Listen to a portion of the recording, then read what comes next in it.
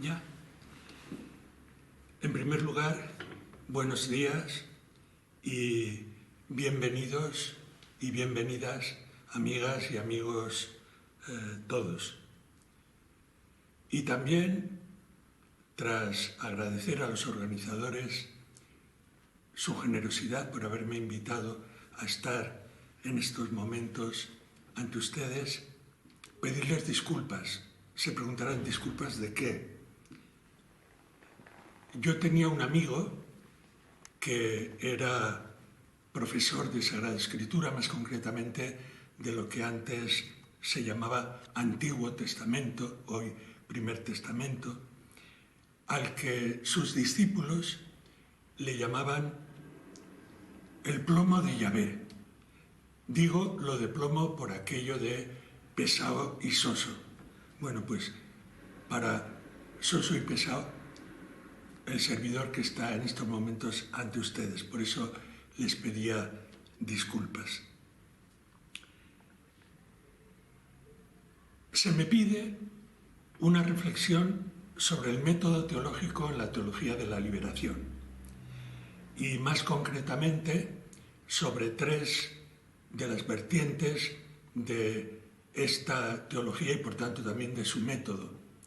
La vertiente específicamente teológica, la pastoral y la espiritual. Y voy a dividir el desarrollo del tema en tres partes. La primera será un poquito más larga, la segunda más breve y la tercera bastante breve. Tres partes, digo. En la primera abordaremos dos aspectos que, a mi entender, han sido no solo trabajados y elaborados, sino sobre todo más sistematizados, que son el aspecto propiamente teológico y el aspecto espiritual. El primer apartado entonces lo dedicaremos al método teológico y el segundo también nos referiremos al método como una cuestión de espiritualidad. En la segunda parte, también dividida en dos apartados, abordaremos en el primero una vertiente, una dimensión de la teología de la liberación y su método ciertamente explicitado, elaborado, trabajado, pero desde mi punto de vista menos sistematizado. Me refiero al aspecto pastoral. Y en un segundo apartado abordaremos una virtualidad que ha tenido esta teología, la teología de la liberación, y que también, por supuesto, lleva implícito su método, que es haber sabido integrar y unir las tres vertientes, la pastoral, teológica y espiritual, en una unidad. En el tercer apartado nos referiremos también al método, pero al método como memoria en función del presente. Se trata de recordar lo que en un momento histórico y en unas condiciones históricas concretas se hizo, pero para que nos pueda iluminar y orientar en el hoy que estamos viviendo. Vamos pues, sin más, a la primera parte y al primer apartado de esta primera parte. Nos referimos al método teológico. La palabra método es un helenismo compuesto de metá, que significa hacia, y odos, camino. Es decir, se trata de decir o hacer las cosas con orden. Aplicado a la teología, con esta palabra método, nos queremos referir al modo que la teología de la liberación tiene de sensibilizarse ante la realidad, de hacer las preguntas idóneas. Seguro que la mayoría de ustedes a estas alturas recuerdan preguntas que formula Gustavo Gutiérrez, como la relación entre progreso humano y reino de Dios, como cómo hablar de Dios desde el sufrimiento del inocente, desde las víctimas, cómo hablar de Dios desde Ayacucho, o antes, cómo decirle al pobre que Dios le ama.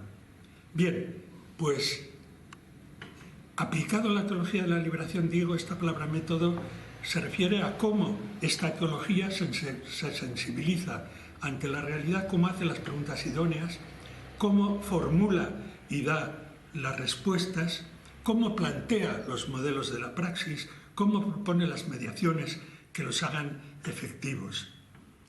¿Cuáles son algunos de los elementos más significativos y representativos del método de la teología de la liberación? Los voy a reagrupar en 4.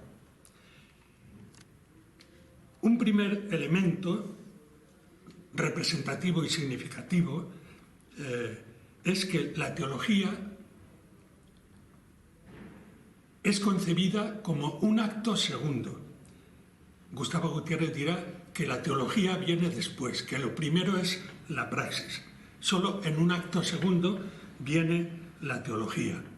Él precisará, dice, digo la teología, no el teólogo, porque el teólogo debe estar en el acto primero, debe estar en esa praxis que es una praxis de fe liberadora. Lo primero es, pues, la praxis. La teología viene después. Antes que hablar de Dios, hay que guardar silencio ante Él. Y Gustavo Gutiérrez, por ese silencio, entiende y especifica que consiste en oración y compromiso. Antes que hablar de Dios, hay que practicar a Dios. Y practicar a Dios consiste en buscar y hacer su voluntad. En el fondo, no es nada nuevo, es la primacía de la caridad. Esa primacía de la caridad de la que nos habla Pablo en su primera carta a los Corintios, o Santiago en su defensa de una fe con obras, o Juan cuando nos dice que el amor efectivo es absolutamente necesario para poder decir en verdad que conocemos a Dios. Se trata de la primacía de la ortopraxis. No el que me dice Señor, Señor entrará en el reino de los cielos, que dijo Jesús, sino el que hace la voluntad de mi Padre que está en los cielos. El acto primero es, pues, la praxis, pero hablamos de una praxis de liberación. Liberación que tiene una gran riqueza de significados. Se suelen distinguir 3: liberación sociopolítica, liberación humana y liberación salvífica, evangélica. La liberación humana entendida como ese proceso de realización, ese proceso de conquista de la libertad, o lo que viene a ser lo mismo también, de la responsabilidad en relación con los demás, en relación con uno mismo. Este nivel de liberación humana, que está entre lo sociopolítico y lo salvífico, es como el puente, como el vínculo de unión entre lo uno y lo otro. Lo sociopolítico y lo salvífico no tienen una relación directa, es una relación mediada. Y esta mediación está en el nivel de liberación humana.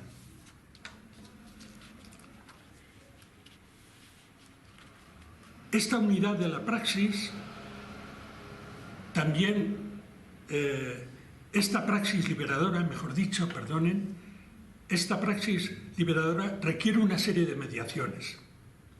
Mediaciones antropológicas,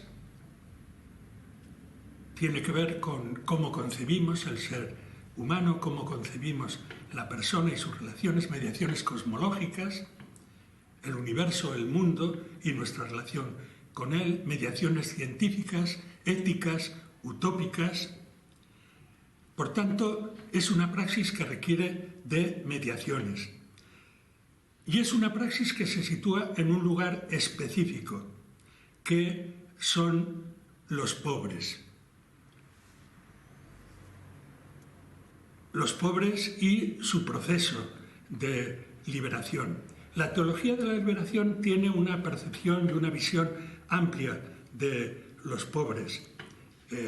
Hemos escuchado muchas veces describirlos como los ausentes de la historia, los que mueren antes de tiempo, los que no tienen derecho a tener derechos, los pobres a quienes se les roba hasta la apariencia de tales.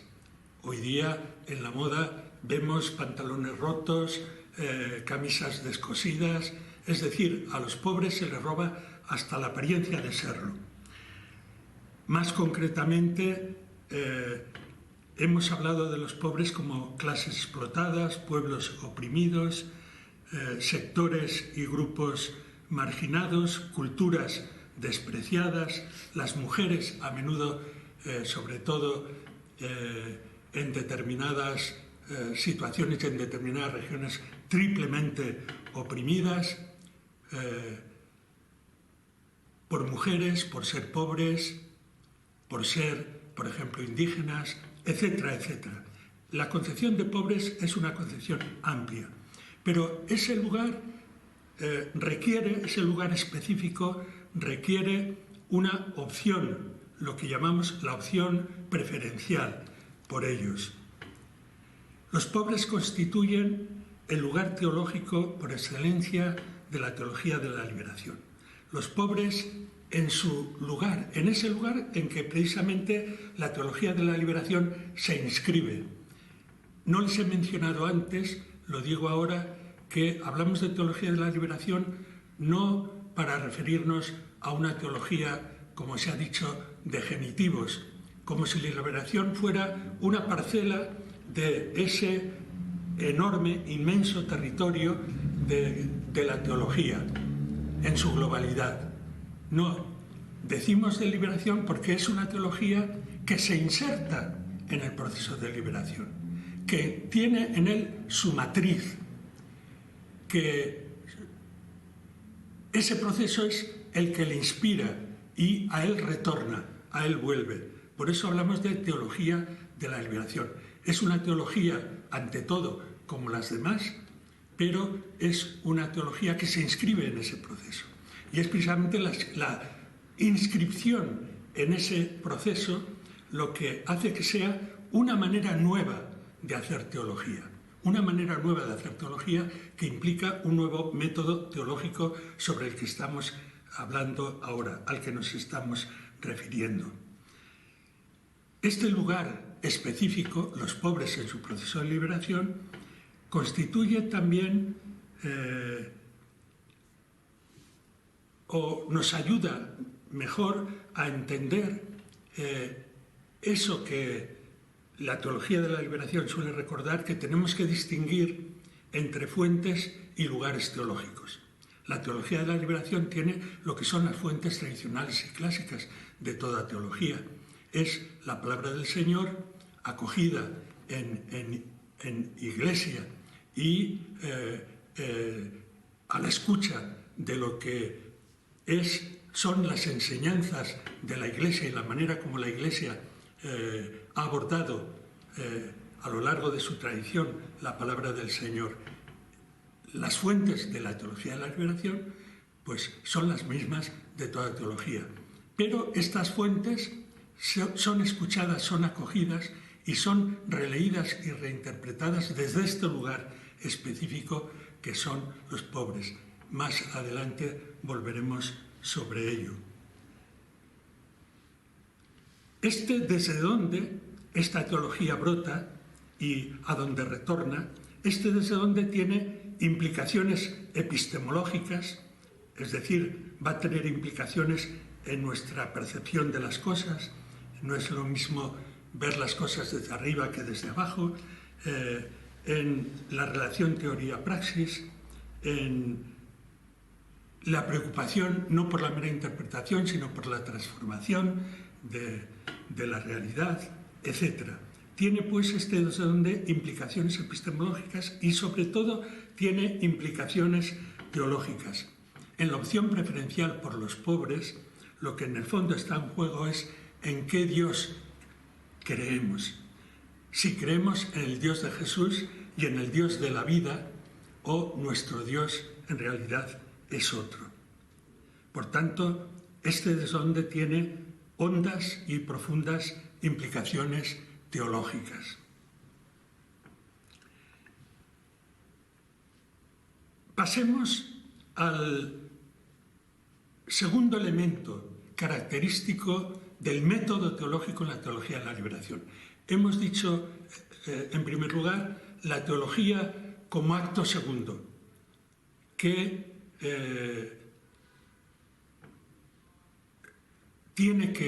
trata de pensar y de reflexionar en fe sobre el acto primero y la importancia del acto primero, que es la praxis, y una praxis de liberación en el proceso de un pueblo oprimido y en su mayoría cristiano, que lucha por su dignidad, lucha por su vida y, en definitiva, lucha por esa plenitud a la que todos aspiramos.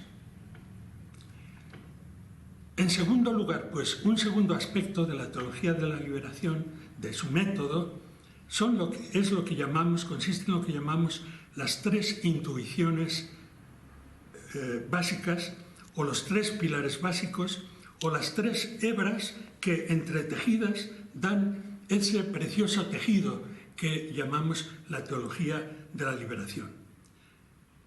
Hay tres hebras que, entretejidas, nos dan ese precioso resultado. Son tres intuiciones, además, que teológicamente, cronológicamente fueron las primeras.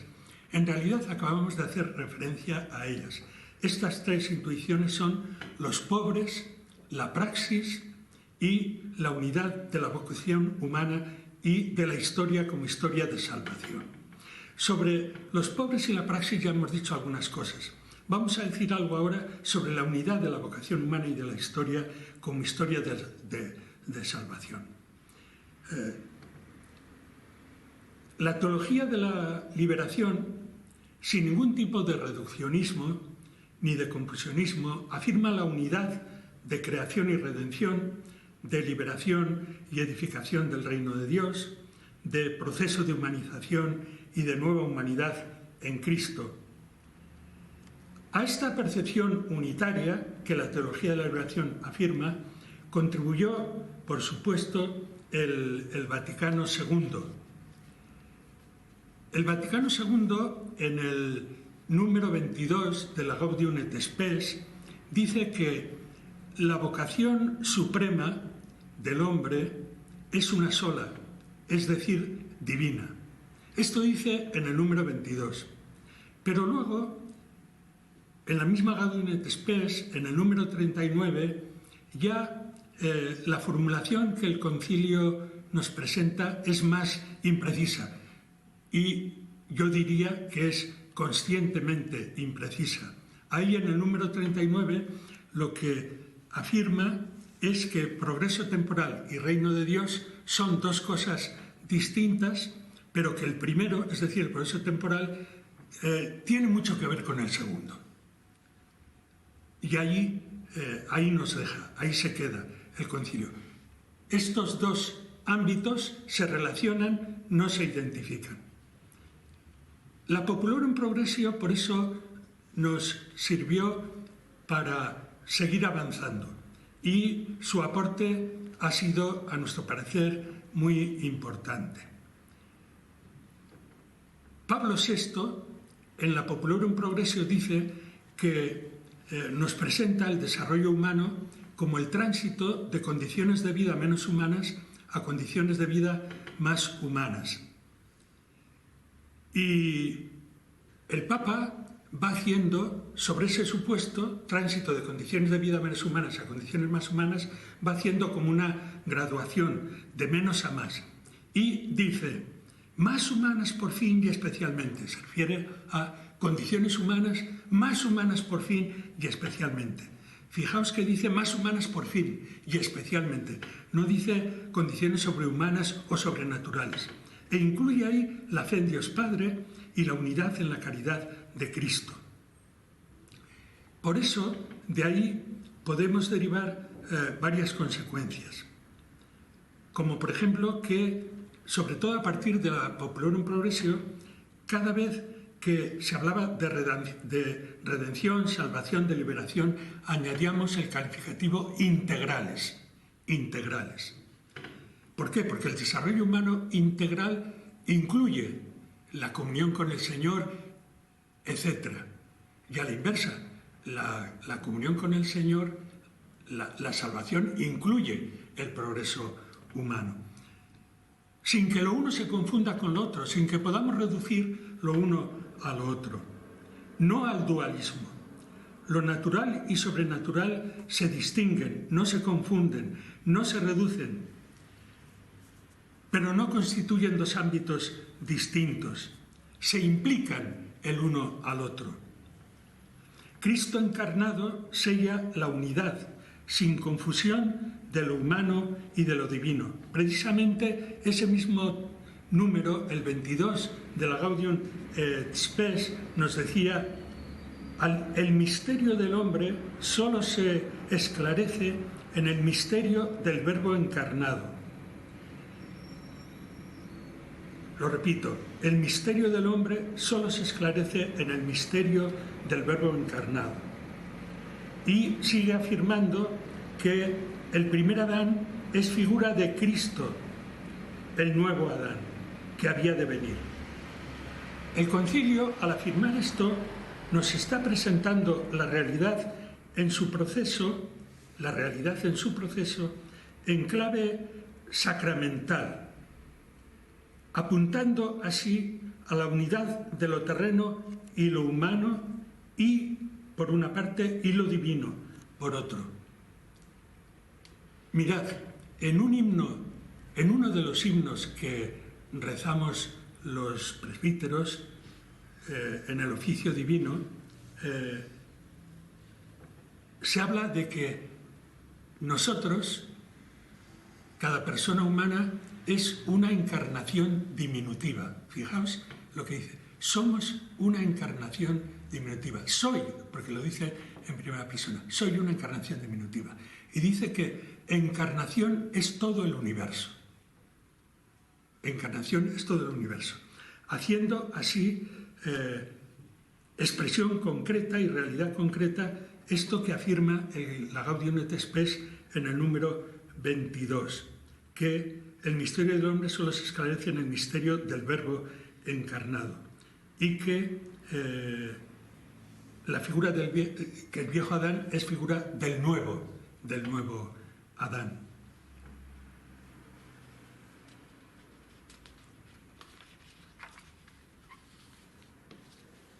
Y un tercer elemento del método teológico, hemos apuntado dos: la teología como acto segundo y por tanto acto primero la praxis, en segundo lugar la unidad de la vocación humana y de la historia, por tanto como historia de salvación. Un tercer aspecto, lo que podemos llamar los pasos metodológicos. ¿A qué me refiero con esto de los pasos metodológicos? Pues llanamente al ver, juzgar y actuar, que viene de los movimientos apostólicos y particularmente de la JOC, pero que en la teología de la liberación va a tener características propias. En realidad, este ver, juzgar y actuar es un gran ejercicio de discernimiento cristiano, un ejercicio individual y como iglesia, comunitario. Un ejercicio de discernimiento en el que la pregunta es: Señor, ¿qué es lo que quieres para mí? ¿Qué quieres para nosotros? ¿Qué quieres para tu iglesia aquí y ahora? Hay un no saber. Sabemos lo que es la voluntad de Dios general y permanente. Dios quiere que todos los hombres se salven y vengan al conocimiento de la verdad. Pero lo que no sabemos es el querer concreto del Señor en el aquí y ahora. Desde ese aquí y ahora, ¿qué es lo que el Señor espera de mí? ¿Qué es lo que el Señor espera de nosotros? La fe se hace ya presente en los tres pasos, tanto en el ver como en el juzgar como en el actuar. El ver es un ver desde abajo, desde los pobres y su proceso liberador. El ver es un ver implicativo, es un ver no como quien contempla desde fuera, no como el Papa dice, balconear, ese verbo, ¿no? Como quien está en un balcón viendo la vida que pasa abajo, en la calle, por delante. No se trata de balconear. El ver es un ver implicativo. Se trata de insertarse, de implicarse en el proceso de liberación. Como Gustavo suele decir, tenemos que ser amigos de los pobres. Es un ver que es consciente de que toda la realidad es a su modo sacramental. Por tanto, nos podemos y debemos preguntar cómo se nos está haciendo presente el Señor ahí y qué es lo que nos pide, qué es lo que nos dice, qué es lo que espera de nosotros. En el juzgar, el Señor nos habla. No se trata de buscar unos textos que vengan como desde fuera. Ciertamente la palabra bíblica del Señor, que forma parte de las fuentes de la teología, la palabra bíblica es normativa y es reserva de sentido, una gran reserva de sentido, de sentidos, podríamos decir en plural. Pero esta palabra normativa y reserva de sentido se torna viva y actual y adquiere contemporaneidad, adquiere actualidad, por así decirlo, cuando la interpelamos desde el hoy y la confrontamos con el hoy. Se trata de escuchar esa palabra viva que sale desde el corazón mismo de la realidad y de nosotros mismos. La hermenéutica bíblica toma en consideración ese círculo, de la vida a la palabra y viceversa. Y el actuar trata de poner en práctica lo percibido y vivenciado como voluntad del Señor. No se trata de un simple pasar de lo deductivo a lo inductivo. Se trata de cómo seguir en fidelidad al Señor en una situación concreta. No se trata de aplicar el pensamiento a la acción, sino de preguntarnos desde la acción, Señor, ¿qué quieres de mí? ¿Qué quieres de nosotros? ¿Qué quieres de tu iglesia? ¿Qué quieres de esta comunidad? Un cuarto elemento del método teológico es lo que podemos llamar la doble articulación o las dos dimensiones del saber teológico. ¿Qué es lo que quiero indicar con esto? Estos tres pasos a los que me he referido anteriormente están presentes en los dos momentos del quehacer teológico, solo que de manera distinta. Leonardo Boff distingue entre lo que él denomina una articulación sacramental, que según él sería intuitiva y sapiencial, y una articulación reflexiva y crítica. Gustavo Gutiérrez habla de la teología como sabiduría y de la teología como saber racional. Es decir, ese ver, juzgar y actuar de manera sacramental, intuitiva y sapiencial están ya presentes en el momento primero, en la praxis. Y en la teología están presentes estos tres momentos, pero ya de una manera más reflexiva y crítica. Son las dos articulaciones, en la teología como acto primero y en la teología como acto segundo. Sacramental, intuitiva y sapiencial, la primera, articulación reflexiva y crítica, la segunda. O, en términos de Gustavo Gutiérrez, la teología como sabiduría y la teología como saber racional. Como sabiduría en el acto primero, como saber racional en el acto segundo. Dentro de esta primera parte, ya os anunciaba que esta primera parte iba a ser más amplia. El apartado segundo se refiere a el método teológico como una cuestión de espiritualidad. Y de espiritualidad, claro está, para nosotros de espiritualidad cristiana. ¿Qué entendemos por espiritualidad cristiana? Nos referimos, por supuesto, no podía ser de otro modo, al seguimiento de Jesús, no por mera imitación, sino para proseguir su causa. Es precisamente nuestra participación en la causa de Jesús, nuestra participación práctica en hacer realidad la causa de Jesús, donde el seguimiento concretamente se realiza. Nos referimos, pues, al seguimiento de Jesús, como digo, no por mera imitación, sino para proseguir su causa. Pero claro, a más de 20 siglos de distancia, este seguimiento de Jesús solo puede ser un seguimiento en el espíritu. Por eso también llamamos vida espiritual a lo que es la vida, toda la vida, en el espíritu con mayúsculas. Pero hay otras descripciones y definiciones que podemos hacer de la espiritualidad, como por ejemplo la vivencia de la fe en acto concreto, la manera concreta de vivir la fe, porque la fe se vive siempre de una determinada manera y por tanto la fe se vive siempre en espiritualidad. Gustavo solía definir la espiritualidad, recuerdo en los encuentros con los estudiantes, como la articulación de los grandes ejes de la vida cristiana en función del hoy que nos toca vivir. En función del hoy, porque el primer paso de toda espiritualidad es ser honestos con lo real. Y lo más real de lo real es la vida negada y arrebatada a los pobres y también por ellos reclamada. Segundo Galilea la definía, la espiritualidad, como la mística con que los cristianos viven en un cierto contexto histórico y social las exigencias y tareas de la fe.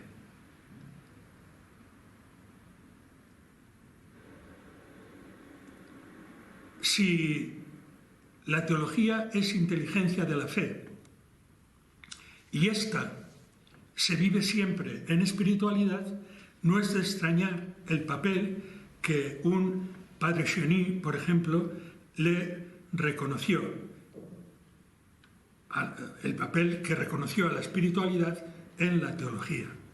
El padre Cheny dijo que los sistemas teológicos no son sino la expresión de las espiritualidades y que una teología digna de ese nombre es una espiritualidad que ha encontrado los instrumentos racionales adecuados a su experiencia religiosa.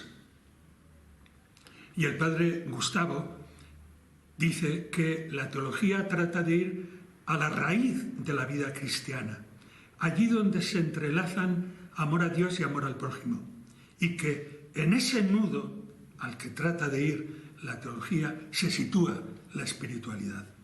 Por tanto, para el padre Gustavo, la espiritualidad está en el mismo vértice que la teología, que trata de ir, como hemos dicho, a la raíz de la vida cristiana. Según lo dicho, en la teología de la liberación, el camino para ser cristianos es el fundamento de la dirección que se toma para hacer teología. El padre Gustavo Gutiérrez afirma que nuestra metodología es nuestra espiritualidad, un proyecto de vida en proceso de realización.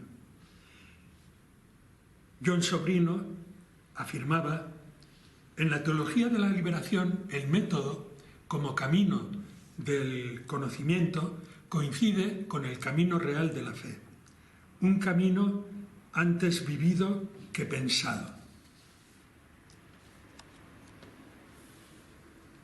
¿Y sobre qué aspectos clave afirmamos que en la teología de la liberación el método teológico es una cuestión de espiritualidad? Pues nos apoyamos en que es una teología no solo sobre y desde el acto primero, sino que se sustenta en él y trata de volver a él. Y ese acto primero es la vivencia de la fe en acto concreto, es decir, es la espiritualidad. Ya hemos dicho que la fe se vive siempre en espiritualidad. En segundo lugar, nos apoyamos en que en la percepción y vivencia trascendente y unitaria de todo lo real y de la historia, y en la búsqueda del Señor en ella. Y nos apoyamos en el carácter decisivo del discernimiento, a través de los pasos metodológicos y su doble articulación. Del discernimiento, John Sobrino dice que es la actitud espiritual y moral cristiana básica. Entiende el discernimiento como la actitud espiritual y moral cristiana básica. Tenemos, pues, elementos más que sobrados para poder abordar la cuestión del método teológico como una cuestión de espiritualidad. Pasemos a la segunda parte. ya adelantaba que en esta segunda parte me iba a detener en dos aspectos menos sistematizados, desde mi punto de vista, que son la vertiente pastoral y luego eso que he denominado la integración en unidad de lo pastoral, espiritual y teológico. En primer lugar, la vertiente pastoral. Cuando digo que, a mi modo de ver, en la teología de la liberación, la vertiente pastoral ha sido menos sistematizada, entendedme que me refiero en comparación a las dos vertientes anteriores a las que me he referido. El método teológico, es decir, a la vertiente teológica específicamente dicha, y a la espiritualidad. Sobre el método teológico se han hecho tesis doctorales, tesis de licencia, se han escrito libros y publicado, y sobre la espiritualidad lo mismo, y muchos de ellos los conocemos. Lo que quiero indicar es que ha habido una sistematización menor, desde mi punto de vista, sobre el aspecto pastoral y ese segundo aspecto que os he dicho, la unidad de las tres vertientes. Todo el proceso de toma de conciencia de la realidad, de irrupción en el mundo del pobre, de evangelización liberadora y creación de una iglesia renovada, una iglesia de los pobres, todo ese esfuerzo de reflexión ha tenido un acento marcadamente pastoral. Es decir, todo eso ¿por qué ha acontecido? Pues porque ha habido una voluntad pastoral expresa. Y subrayo lo de pastoral. El proceso histórico que ha conducido a la producción de esa teología que llamamos teología de la liberación, con todo lo que implica, ese proceso histórico ha sido un proceso movido por un motor que ha sido una voluntad pastoral, Por tanto, todo eso ha estado conscientemente buscado y ha sido impulsado y reconocido me refiero a esta vertiente pastoral, en multitud de encuentros. Fijaos la cantidad de encuentros promovidos por el CELAN y otros no promovidos por el CELAN, pero que han tenido un impulso pastoral. Creación de centros e instituciones de pastoral, publicaciones pastorales, cartas pastorales, no digamos, etc. Por tanto, ahí ha habido un impulso pastoral de arranque. Un reconocido pastoralista, me estoy refiriendo además, en este caso, a un español, Casiano Floristán, dijo que esto lo decía a los 10 años de publicarse Teología de la Liberación, Perspectivas.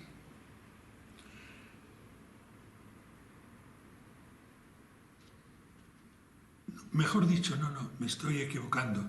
Lo dijo mucho antes, lo dijo ya en el 75, en un encuentro en el que precisamente se abordó el método teológico en la teología de la liberación, en México, en un encuentro en México.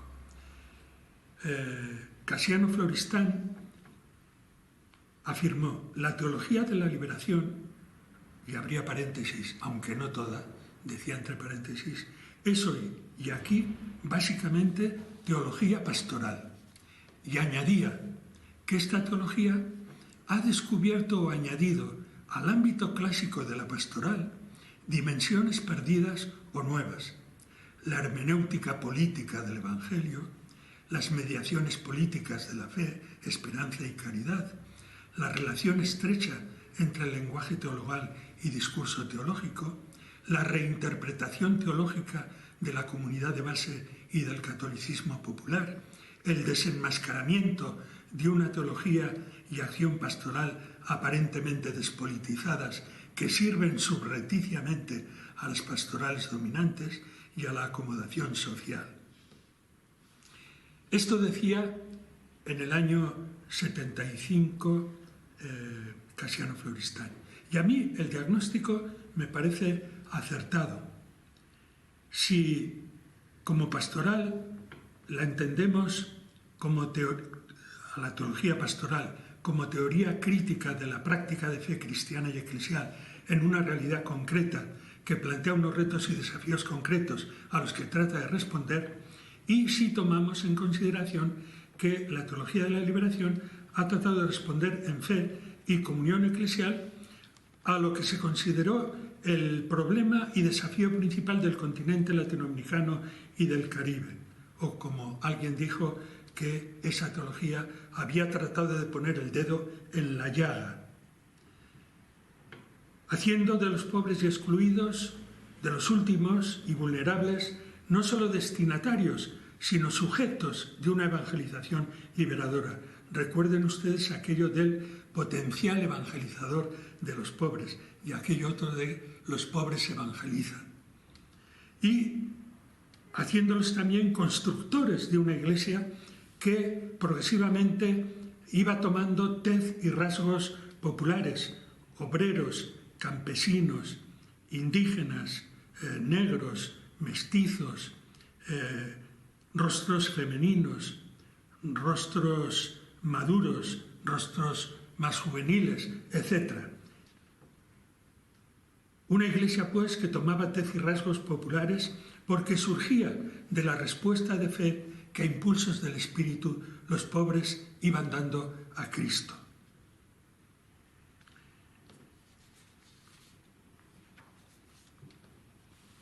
La teología de la liberación, pues, bajo esta vertiente acusadamente pastoral, netamente pastoral. Y pasamos al segundo apartado de esta segunda parte, la teología de la liberación y su virtualidad unificadora de las tres dimensiones, la pastoral, la espiritual y la teológica. Esas tres dimensiones o vertientes por mucho tiempo se han ido desarrollando como si de realidades separadas se tratara, en detrimento y empobrecimiento de cada una de ellas. Pues bien, la teología de la liberación ha tenido la virtualidad de integrar y unir las tres, respetando la especificidad de cada una, sin ningún tipo de reduccionismo o de confusionismo, y sin que ninguna menoscabara a las otras, sino que al contrario, la compañía de las otras enriqueciera a cada una de ellas. La teología, la vertiente teológica, sin pastoral ni espiritualidad, pues corre el riesgo de derivar en doctrinarismo o ideología. La vertiente pastoral, sin espiritualidad ni teología, fácilmente cae en voluntarismos y activismos estériles. Y la vertiente espiritual, sin pastoral ni teología, puede derivar en espiritualismos desencarnados o interiorismos pietistas. Las comunidades cristianas de base, la iglesia que se va forjando en el anuncio de la buena nueva a los pobres y desde ellos, viven su fe, la piensan y la anuncian con su vida y sus gestos y también con sus palabras, apoyados y sustentados en los cuatro aspectos que hemos puesto sobre la mesa como aspectos significativos del método teológico. Las intuiciones fundamentales y primeras, las tres intuiciones básicas que hemos dicho, o las tres hebras que entretejidas nos dan como resultado la teología de la liberación, la teología como acto segundo, los pasos metodológicos y su doble articulación. Estos tres elementos están en la base de esto que hace que la teología de la liberación haya tenido la virtualidad de integrar y unir a estas tres vertientes, dando como resultado el enriquecimiento de cada una de ellas. y de todas en su conjunto. En el método teológico de la teología de la liberación se integran y aunan pues estas tres vertientes: la vivencia de la fe o espiritualidad, el anuncio liberador del Evangelio, pastoral, y el lenguaje de la fe, teología. Y pasamos a la tercera y última parte: el método teológico como memoria para avanzar en función del hoy. Ya indiqué cómo el método es un momento segundo de la teología como momento segundo. Fíjense bien ustedes. Hemos dicho que la teología es un acto segundo, que la teología viene después. Pero en ese marco de la teología, el método es un momento segundo de este momento segundo. Es decir, después de que se ha recorrido un cierto trecho en el hacer teología, se ha mirado hacia atrás para ver el camino andado y las particularidades de la marcha. Después de haber recorrido un trecho, se plantean las cuestiones metodológicas, nos advertía Gustavo Gutiérrez. Es lo que ha ocurrido.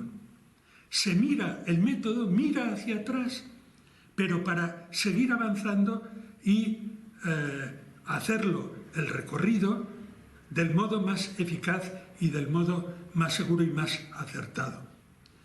Como solemos mirar al retrovisor para continuar avanzando. Es en este sentido como yo hablo del método como memoria. El método en sí mismo ya es memoria.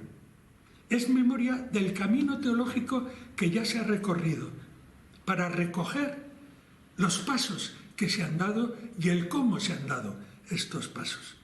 En ese sentido digo que el método en sí mismo ya es memoria. La vertiente pastoral, la espiritual y la teológica nos convocan al hoy. La pastoral se pregunta: ¿cuál es la cuestión fundamental a la que pastoralmente tenemos que responder hoy? Por tanto, la pastoral nos convoca al hoy.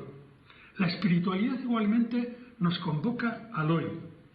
En sus múltiples definiciones y descripciones, en la perspectiva de la liberación, la espiritualidad no olvida nunca aquel en función del hoy que nos toca vivir, como dice Gustavo, la articulación de los grandes ejes de la vida cristiana en función del hoy que nos toca vivir, o como la define Segundo Galilea, que al final termina en un contexto histórico determinado. La define como mística, pero en un contexto histórico determinado. Del mismo modo, entonces, la espiritualidad también nos convoca al hoy, y la teología nos convoca al hoy, porque es con la palabra viva del Señor, que habló en el pasado, pero que no ha quedado mudo, y hoy sigue diciendo su palabra por medio del Espíritu.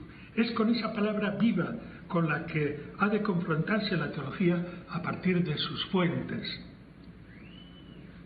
Se trata de una lectura de fe de la realidad, de un ejercicio cristiano y eclesial de discernimiento del hoy.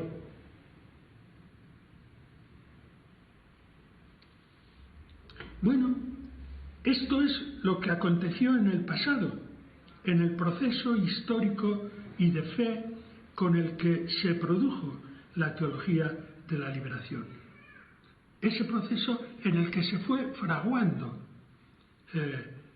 esa creación hermosa que hoy llamamos teología de la liberación y que implica tanto. Es lo que aconteció en el pasado. La hoy llamada teología de la liberación, de ahí nace, de ahí ha brotado, de ahí ha surgido en un determinado contexto histórico. Y vamos terminando. Hace algunos años, algunos se preguntaron si la teología de la liberación y por tanto su método tenía un futuro. La respuesta fue entonces que todo lo humano tiene fecha de caducidad y la teología es creación humana. Pero la dimensión liberadora al Evangelio y a la fe no le vienen de fuera. La dimensión liberadora les nace de su propia entraña. Por tanto, allí donde haya fe y allí donde se haga presente el Evangelio de Jesús, esta fe y este Evangelio tendrán que ser liberadores o no serán. Hoy tenemos muchos problemas importantes y graves desafíos. Unos son sociopolíticos, otros religiosos, eclesiales. Algunos vienen ya del pasado y todavía continúan, todavía siguen. La escandalosa desigualdad, la inhumana pobreza, ahí sigue. La violencia y las guerras, ahí siguen. La situación de la mujer, ahí sigue. Y otras muchas cuestiones más, como ustedes bien saben, y además pueden pormenorizar cada uno en sus circunstancias concretas. Otras cuestiones son nuevas, pongamos por caso, la pandemia, el cambio climático, etc. Hay cuestiones eclesiales, el lugar de los laicos, una iglesia en salida y hospital de campaña, como dice el Papa Francisco, la sinodalidad. Lo que a mí me toca y lo que a nosotros nos toca en este momento no es apuntar a problemas concretos. Eso lo tenemos que hacer todos, efectivamente, pero cada cual tendrá que ver en su propia realidad y en su propio contexto cómo afronta esa cuestión. Lo que a nosotros nos toca aquí ahora es mirar atrás y ver si lo que se hizo y el modo de hacerlo no nos puede motivar e inspirar en el presente y para de este modo avivar y activar disposiciones semejantes a aquellas con las que se afrontó tanto la vertiente pastoral como la espiritualidad, como la espiritual, como la teológica, de la teología de la liberación. Que ya desde finales